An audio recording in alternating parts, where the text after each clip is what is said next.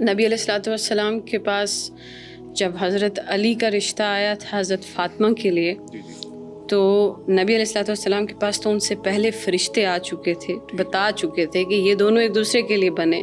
اس کے باوجود نبی علیہ الصلوۃ والسلام نے حضرت فاطمہ سے جا کے پوچھا تھا کہ تمہارے لیے علی کا رشتہ ہے، ہاں کروں یا نہ۔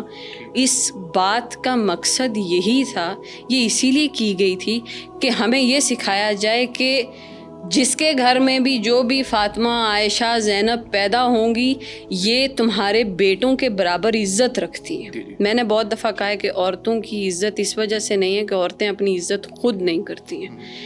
عورت کو ویلیو جب تک آپ نہیں دیں گے نا، آپ یوں کہہ لیں کہ آپ اپنی نسلوں کو ویلیو نہیں دیں گے۔ اب عورت سے پوچھنا لازم ہے ہر صورت۔ وہ نکاح ہوتا ہی نہیں ہے جس میں مرضی نہ ہو، اور مرضی صرف زبان سے گردن پکڑ کے ہاں کروا دینا مرضی نہیں ہوتی ہے۔ مرضی ایک ول ہے، پراپرلی ایکسیپٹ، کہ میں ایکسیپٹ کرتا ہوں سامنے والے انسان کو۔